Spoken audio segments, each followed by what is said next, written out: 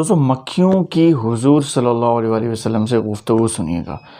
حضرت مولانا جلال الدین رومی مثنوی شریف میں فرماتے ہیں کہ ایک بار حضور صلی اللہ علیہ وسلم نے شہد کی مکھی سے دریافت فرمایا کہ تو شہد کیسے بناتی ہے؟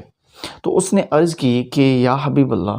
صلی اللہ علیہ وآلہ وسلم، ہم چمن میں جا کر ہر قسم کے پھولوں کا رس چوستی ہیں، پھر وہ اسے اپنے منہ میں لیے ہوئے اپنے چھتوں میں آ جاتی ہیں اور وہاں اگل دیتی ہیں،